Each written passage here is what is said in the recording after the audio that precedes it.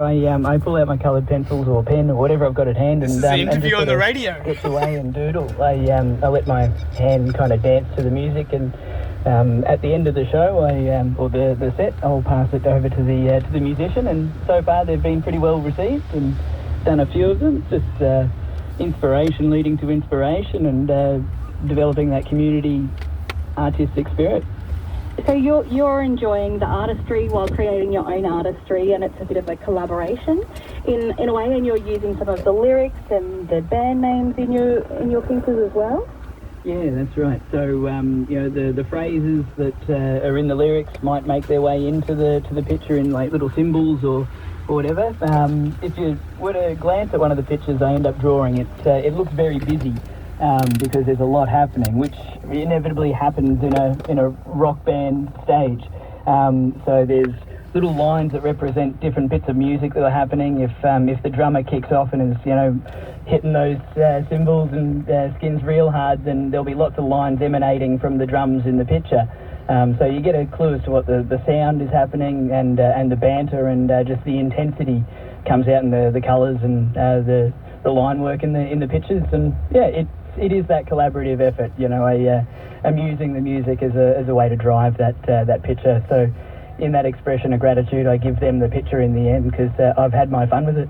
How did you get started doing this? Well, drawing pictures generally, as a person that can't sit still, not made to stand still, I would annoy all the people sitting next to me in lectures at uni and chatting, whatever. So I decided it's not fair on them. I'll stop talking to them and just keep my hands busy with drawing a picture. And it would be a sort of thing where after the lecture I'd hand a picture to a cute girl or something, and just keep on walking. So that's where it's developed. And then just doing it with music, it just became a delightful dance and a real lovely pastime that I have a lot of time for and try to do as often as possible. What else does James do to fill his time?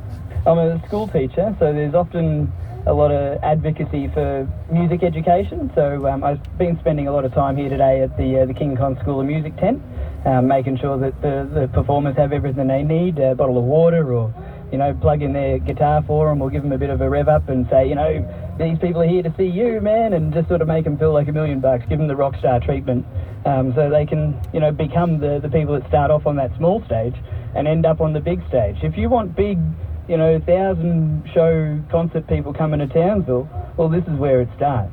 So we're building that up. We're part of a community, an artist culture, and I'm thrilled to be a part of it and glad to be invited.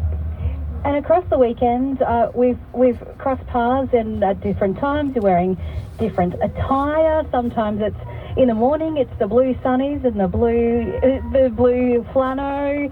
Last night I think I saw you in a suit of some sort. Well, tell me about the different attire you've been wearing across the weekend. Well, suits are really practical for when you're just sort of leaving camp and wandering up to the madness of the main stage at a festival. There's lots of pockets, so you can carry your yo-yo or your beard oil or your coloured pens or whatever you need. You can have at arm's reach. So the outfits are all practical. I've got a top hat with a head torch that I've glued onto it. So when I want to draw a picture but it's dark, I put the hat down on the table and point the light down at my surface, and I can draw even when it's dark. And people have been coming up and sitting down and having a conversation, and you get to know somebody, you draw a picture of them, and it's just one of the things that I bring to the table is the drawings, but the outfits are also part of it. Yeah, so at the moment I'm in blue jeans and a flannel because it's been pretty crisp here in the morning. Yes. Just about ready for a lighter shirt and a broader hat. So we shift into the next phase of the day, and each of the outfits represents those different tones and moods that a festival brings. You're drawing people, you're capturing them on stage, you're also having these outfits and making sure these kids, this next generation, feel really special. Is that something that's always been so important to you, making people feel like they're seen and heard? Well, there's the love languages, and mine is acts of service. So if I'm making a fuss over you or trying to, share something with you, I just think you're a really cool person and want you to know it by doing something for you. Being community-minded is something that was instilled in me, and I want to be able to help other people get good at it.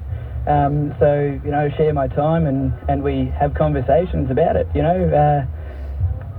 Treat others how you want them to treat you. And that's James Van Manenberg, artist and music lover, and a big thanks to James for the very cool drawing. You are on ABC Radio Queensland. Your 11am news is coming up in just a few moments. After that, today for Conversations, it's